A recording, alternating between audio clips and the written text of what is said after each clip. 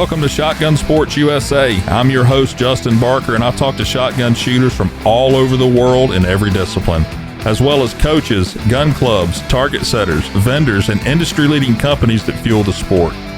Check us out online at shotgunsportsusa.com, like us on Facebook, and follow us on Instagram. Shotgun Sports USA is powered by Winchester Ammunition, the American legend. Also brought to you by Ultimate Shooting Accessories, Rick Hemingway's Promatic Trap Cells, Sound Gear Phantom, Comp and Choke, Clay Shooter Supply, Clay Target Vision, and Cole Gunsmithing. My guest on the show today proved exactly what she was capable of this past week in Italy at the 2022 World FITASC Championship. I'm glad she set a few minutes aside to join me after a busy and exciting week. Please welcome to the show, Ashley Little.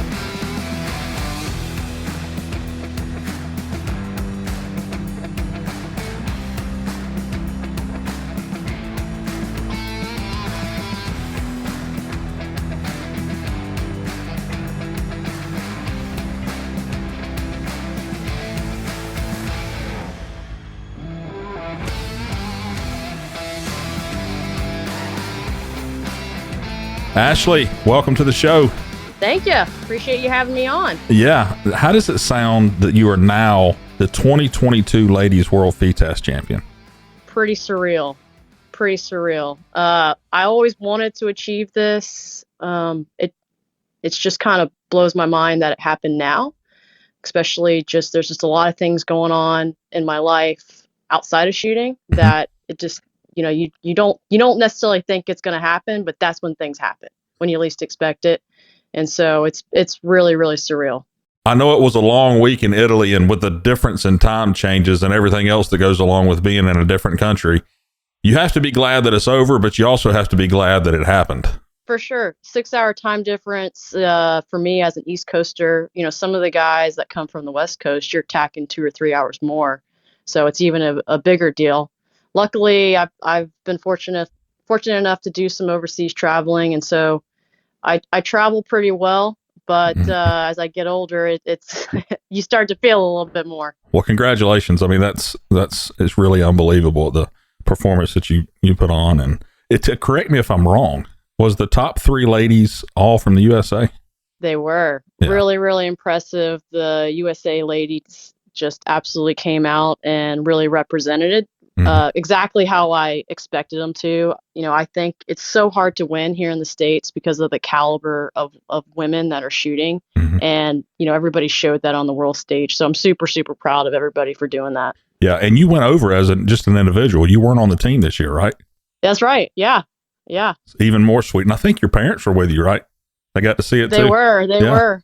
Yeah, for sure. They definitely weren't going to miss that. I travel with my dad a lot. Definitely old enough to do it on my own, but it's something that we really enjoy doing together. And going to Italy, of course, my mom said, I want to go. So I was really, really fortunate to have both of them there. And, they've really supported me in everything that I've done and, pulled a lot of practice for me over the years and gone to a lot of tournaments and, bunch of lessons and things like that. So it made it really, really sweet to have them there. Yeah. We'll get back into what all you did over there in just a minute, but I kind of want you to introduce yourself. Okay. A lot of people know who you are now for sure, but for those that don't know who you are, just introduce yourself, how old you are, where you're from, what you do, stuff like that. Ashley Little. I live in Fort Lauderdale, Florida. I am 33 years old. I am involved in utility scale solar. So we build solar plants all across the country, somewhere between 500 and 2,000 acre fields. So that's kind of what I do on a day-to-day. That's my day job. And I love to hunt and fish. And that's kind of how I ended up into the sporting clays world. It's kind of an evolution of you can't go hunt something every single day, but still wanted to be outside. And sporting clays kind of fed some of that desire to be outside and pulling the trigger. Solar panels. Tell me the deal with this. So it is a huge market right now. it's kind of interesting. Years ago, we were just really building these for utilities. So like in Florida, that'd be like Florida Power and Light, or, you know, other, just like your local utilities that you would have, Southern Power in Georgia, you know, examples like that. Right. But recently, it's really interesting. All the big petroleum companies now have major renewable arms. So you're talking British Petroleum, Shell, Chevron. So these things are being built by utilities. They're being built by developers, which in our world we would call them IPPs, independent power producers, and just developers. So it's a huge, huge market. And then, you know, they sell the tax credits to off-takers and people like eBay and McDonald's and things like that. So it's a huge, huge business. It's a young business. It's actually, you know, a lot of people used to see wind a lot. But the issue with wind is it really can only be used in certain places. Solar, the technology has just gotten so much better over the years. The silicon wafers and the panels, they're just, you know, 3 or 4 years ago, we were building plants with solar panels that were 250, 300 watts. Now they're, you know, 500 or 600. So in 3 or 4 years, they've doubled in their efficiency. So it's a huge, huge market. And now the next big thing is batteries. And so they're going to put batteries there. And so, you know, when it's not light, you know, you can store that energy and push it onto the grid. So it's a huge, huge industry. And actually one that I never really saw myself in. I actually started off building buildings in Miami and so forth. And so like Fort Lauderdale Airport, if you fly into Southwest Terminal, my dad and I were involved in building that. Cruise ship terminals, high rises in Miami, those kind of things. But, you know, you go where the opportunity is, and this is a huge market. So it's super interesting. It's kind of funny to me because I never thought that I would see this. You know, and I ride down the road now and see solar panels on people's roofs. You know, it's crazy. And now for example, just give me an example. A big field, you said there are hundreds of acres. How much power does that produce? What will that run? Is that hard to say? So we're building a job in Louisiana, and it is like 2,100 acres. It's 346 megawatts. So that'll power, I think it's like 215,000 homes. Wow. So it's a lot. That's crazy. And yeah. So tell me about this engineering news and report. Yeah. So a few years ago in 2020, I was lucky enough to be named one of what they call it, the top 20 under the age of 40 in the United States. So somehow they must have had a small pool that year, but I got selected as, you know, top 20 kind of young people in the just all of the construction industry. And so it was a big honor to be recognized by them, for sure. You went to school for this, I'm sure. I did. I went to the University of Florida. I studied construction management. You know, like I said, aspirations of building big buildings and things like that. And I did that for many, many years. And I'm loving what we're doing now, building solar. And I'm lucky enough I get to do it day in and day out with my dad and my brother and then some of our really close friends. Actually, we have, you might know James Plumley. He's a really, really good shooter from Illinois. He actually works with us also. Nice. So we get to work with a lot of friends. Yeah, well, good. All right, let's get back to shooting. So you started early, age 12, is that right? That's right. Yep. Just my dad going to the skeet fields. You know, he's super out into the outdoors and wanted myself and my brother to, you know, to enjoy that. And so we would just go shoot skeet here and there, and, you know, just real recreational, nothing crazy by any means. I'm sure that, you know, back when you were young, you went to shoot clays just because of hunting. You know, let's go practice bird season. Exactly. Yeah. Exactly. There was no intention of, you know, shooting clays all the time. It was just, you know, you need to practice up. Dove season's coming up. You need to be able to hit some birds. Yeah. All right. So you shoot left-handed now. You started out shooting right-handed. What's the deal with that? Well, when I was learning to shoot when I was, you know, 10 or 12 years old, you know, my dad had a gun safe full of right-handed guns. And he knew I was left-eye dominant, but, you know, hey, she's just going to do this recreationally, not a big deal, shoot right-handed. So that's just what I did, you know. And then when I graduated college in 2011 and I wanted to start, you know, shooting kind of competitively, obviously I just kept shooting right-handed. It's what I've done forever. And it was it was very interesting. I was very inconsistent. So on Saturday I would go to a tournament and I'd shoot a good score, an 80, 85, whatever, nice score. Right. Feeling pretty good. Sunday, the next day I'd go out and I would shoot like 15 or 20 birds lower. And it would happen over and over again. And sometimes it was the opposite. It wasn't always, Saturday or Sunday. Sometimes it would flip. Right. And so everybody was like, is she a head case? Like, what's going on? And we finally realized, and I think it was John Woolley that realized that what I was doing, I was trying to be a fashionista, and I was changing my hat. I was wearing a different hat on Saturday and Sunday. I was changing it up because I wanted to match my outfit. I wanted to look good to what I was wearing. And it had to do with I was wearing a hat that had enough curvature that it would block my left eye when I mounted the gun and push the dominance to the right side. And when I didn't wear that hat that had as much curvature, the left eye was taking over. So it wasn't that I was a head case. It was I was so left eye dominant that if I wasn't occluding it, I was, obviously super struggling on kind of straightaway or trap targets and teal. How did you figure that out? Because you must have done some real digging to figure that out. Well, I don't think I figured it out. I'm pretty sure it was John Woolley. Okay. So I was struggling one day in Nashville. John Woolley happened to be on my squad, and my dad went up to John Woolley. At the time, I'd been shooting with Wendell Cherry. He was my brother's coach previously. And so I'd shot with him, here and there whenever he would come to Florida. And, Wendell's a long way. He, is based out of Nashville. And my dad knew that Woolley was in North Florida. And he said, hey, Ashley's struggling a little bit. Can you come help her? So we went up there. And the first thing he did is, he looked at the eye dominance and he said, you are very left eye dominant. You need to switch hands.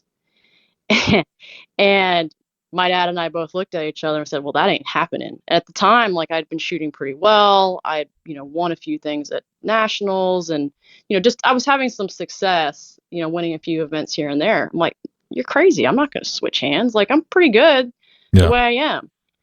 And it kind of was almost like, hey, you're either going to give me a lesson right-handed or we're leaving type deal. We're not entertaining that. And Woolley said, well, let me watch you shoot a little bit more. And he said, well, yeah, I mean, you're right. You're pretty good right-handed. So we just kept shooting that way. And, a year or so later, I think it was, I think it was in 2014 after nationals. And I had just had a really good year. I had been to, on Team USA, we had gone to Portugal. I'd done very well at nationals. I think I had won FITASC for ladies there. So I've been shooting good. I show up to Okefenokee, and John is there and Mike Leupold. Mm-hmm. And they basically staged a coup and said, you're switching to left-handed today. And I'm like, we've gone over this. I'm not switching. And John said, listen, I've talked to Wendell because I go to both John and Wendell for instruction. Right. And we've talked, and you're basically at your potential if you stay right-handed. And as competitive as you are and type A that you are and wanting to do the best that you can, you're never going to be satisfied staying right-handed. If you go to left-handed, your potential is really as far as you would want to be, as far as you want to take it. And so I said, okay. And that started the whole journey. So Mike Leupold was there. They made me a pattern stock. Mike Leupold's with SNS Plus. Right. And so they made me a pattern stock right then and there.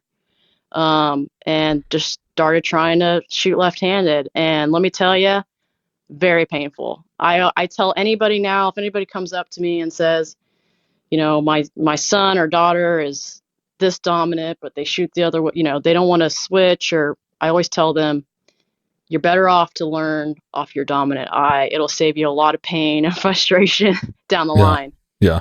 And you've mentioned that you were on Team USA shooting right-handed. I mean, you won FITASC at nationals. You won the K Cup at nationals. I think you won something in Florida. Sporting and FITASC Champion, ladies in Florida. Yeah, I've won a bunch of titles in Florida, and yeah, it was just kind of crazy. It was kind of, as Wendell would say, it was really gutsy to change. Yeah. But they both compelled my competitive side and just said, if you want to be great, as Woolley would say, if you want to be a world champion one day, you have to switch. And that's pretty much all I needed to hear. Okay, so you pick up the gun or change the stock and start shooting left-handed, and then what happens? Well, I wish it was as simple as that. It was very, very painful. I could not open the gun left-handed. I thought I knew how to look at a target properly. I had to relearn everything. Everything you do is different. How you stand, your hold points are different. Everything is different. How you compete, just everything is different. So it took me, I don't know, I would say 7 or 8 months, my scores were starting to come back, pretty close. And then after about 8 months, my scores were better than they were right-handed. And during that time, I still traveled and went to all the regionals. And you want to talk about being humbled. When you're used to shooting in the 80s and you're shooting 60s and 70s. Yeah. Super humbling. And I actually think that made me a better competitor because I learned to deal with adversity and failure. Like, that is super, super humbling to be competitive one day and then not the next. I haven't known you to be right-handed because I got in after you did.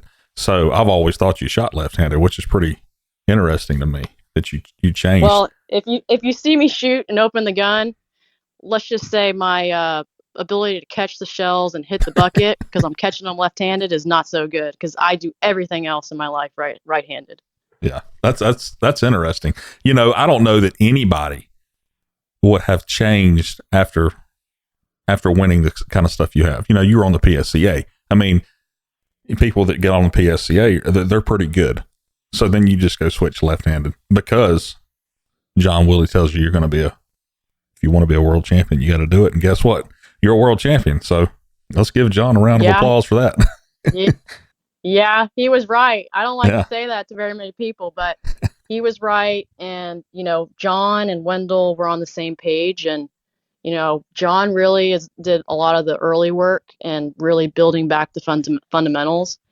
And, Wendell helped to refine and from there. But, really I owe a lot to them to, making me change. A lot of people wouldn't have pushed me to do that. That's amazing. And then you've gone on to win not only the world championship, but what else have you won since you've been left-handed that stands out in your mind? I've won, I think 2 Beretta Cups, which is, for those that don't know, in FITASC, that's like it's a worldwide ranking for the year for shooting. So I'm really proud of that because it just encompasses, it's just on a bigger scale. All right. I've been close at nationals. I think I finished second 2 or 3 times. Haven't been able to close that one yet. That one's still on the list. Won quite a few regionals on the FITASC side. Worlds is definitely the biggest one. I actually was talking to Wendell last night, and he said, you've been very close for many, on so many big major tournaments, and you put it together and you won the biggest one there is. Yeah. So he was kind of laughing about that. As far as other things, I'm going to post your winnings on this episode in the show notes because I've told you, I said, this is unbelievable at the stuff that you've won that I had no idea that you've won. 4-time USA FITASC member, that's after you switched left-handed, 12 Lady Champion event wins at nationals. I mean, it's just unbelievable that at the stuff that you've accomplished after switching. I would have just thought, switching left-handed, I can't even pick up a gun left-handed. I can't do anything left-handed. I hear you. I was in the same boat, but when you put your mind to it and you can do it, and it just took a lot of repetition to make it feel natural. Gun mounts and just committing to it. Yeah. And that's really what it took. So let's talk about hunting. You said you like to hunt and fish. Tell me about this. Oh, yeah. What kind of hunting do you like to do and where have you been? Oh, I like it all. I like it all. I shoot a lot of quail every year. I think last year my dad and I shot over 2,000 quail together. So we love to wing shoot. We've been to Argentina quite a few times. Been to Africa on safari. I don't know, 4 or 5 times. What are you going over there for? Love to plains game. I went 3 years ago to try to kill a buffalo. Went to the Capri for 8 days. I didn't even see a buffalo. I leave because I had to go back to work. My brother and dad both kill buffalo, so that's still on my list. But I kill a lot of plains game, and yeah, I love it. I love going to Africa. Love to whitetail deer hunt. And one of the things I think is pretty interesting that not everybody gets to do is living in Florida. We get to go gator hunting, and we love to gator hunt, and we do a lot of it. I would, yeah. I'm way out on that. I'd like to go watch it. I don't want to get close to them things. Well, this isn't like Swamp People, where they're hanging a chicken on a tree and, pulling up to it, those kind of things. No, we're going hand-to-hand combat. We're running up hand-to-hand combat, basically. So the way that we do it is we run on a truck on kind of the levees out in these areas that they designate, and we basically spot and stalk for these things. So we're taking binoculars out there, we're glassing, we see one that we like, and we get out of the truck and we take kind of surf rods with big treble hooks on it and weights, and then we stalk up on them and we cast for them. So we're snagging them. So we cast the treble hook over their back, we snag them, and then we go and we put a john boat in the water, and we basically, what'll happen is a big gator will go, and you're not going to pull a 10 or 12 foot alligator to the shore. Like, you're not going to do that, nor do you want to do that. It's super dangerous. So we get in a john boat. A big gator will go and bury himself on the bottom of the canal. And so you'll use that to get over top of them, and you'll have a boat with 3 or 4 guys in there, and you'll just start you'll throw another hook down there and try to get a couple hooks in them, and then you start bringing them up, and then we bang stick them right there in the head. So it gets to be real exciting real quick. Yeah, that's cool. I mean, that sounds neat, but I'm telling you, he'd end up biting my arm off. Yeah, you don't want to put anything important near the edge of the boat. That's for sure. Wow, but we kill cool. A lot of alligators. We do Wounded Warrior outdoor hunts with those guys. We host. We try to do 2 a year. We've probably had over 60 warriors come, and so it's a big passion of ours, and we love to do it. It's really, really fun. That's neat. Yeah. All right, let's talk about Italy for a minute. So your trip over there, you get there when? What day you get there? I got there Sunday afternoon. Sunday, so you stayed all week. Yep. All right, and how was it? I mean, just kind of give me and me and everybody else listening a rundown of how it was. I mean, how was the weather? How was the shooting? How was the targets? Well, it was hot. I'll say that. Probably one of the warmest World FITASC that I've shot. The temperatures were hovering right around 100 degrees Fahrenheit. I think pushing over that on some days. So really, really warm. I'm pretty equipped for it, being from Florida. Although this was a dry heat over there. It's not nearly as humid as it is here. So the Europeans, it was real toasty for those guys. So really, really hot. It had really nice terrain. The grounds that it was on it was right next to a mine. And so it looked like kind of some of the layouts actually overlaid. It looks like this used to be like maybe an older part maybe of the mine. And so they were throwing targets off these huge cliffs and embankments. So really, really impressive. It's unlike the topo that we would see or the land that we have in Florida. So you're shooting a lot of things below your feet. You're shooting, kind of like off of little ravines or cliffs and things like that. They threw a driven bird off of top of a cliff that, I don't know, was probably 200 feet or more tall. It was really nice targets. They threw a lot of flash targets. I saw that. Probably 1 or 2 per layout this year, which was new, and I thought that was really cool. It gave you some really nice photos, and I thought that was a nice touch. Mm-hmm. You don't normally see that very often. But overall, I thought the targets were, were nice. They weren't overly far. There were a few birds that were far, but just a nice variety. Yeah. How was the food? I'm going to ask everybody how the food was. How was the food? It was good. The only complaint I have is I like to eat early and go to bed early, and places don't even open till 7:30. So, and it's kind of a 2-hour dinner type ordeal, but it was good. No complaints from my side. Well, 7:30. I mean, if you're wanting to go to bed at 7:30, Ashley, I think. Well, 9:30 would be good. That's funny. I had talked to some people that were over there, and they said they had to change hotels because the hotel didn't have any air. Well, I'll tell you, my hotel had air, so yeah, you got to be careful when you go to Europe. You got to make sure you get AC, because that is optional. Yeah. When you go there. Yeah. How'd your dad shoot over there? He didn't shoot. Really? He just came to watch. The thing is with World FITASC, and this is why World FITASC is one of my favorite shoots, is when you shoot a World FITASC, it's randomly squatted. Mm-hmm. So you can't say, oh, I want to shoot with this person or this person. It doesn't work that way. So you don't know your schedule, and you don't know who you're shooting with until the opening ceremony is Wednesday night. So the night before, you pick up your bib, your shooter number, and your schedule, and you get to meet, you get to see who you're shooting with. That's what's so fun about it, is that you don't know who you're shooting with. And so you show up and, you're going to shoot with, usually people from 5 other countries. That's what makes it cool. You're meeting new people from all over the world, making friends from all over the world every time you go. How much different are the refs over there? Are they more strict than you see over here? It depends on the year. It depends on who comes. Yeah. I remember there were stories from a couple of years ago on one of the World FITASC.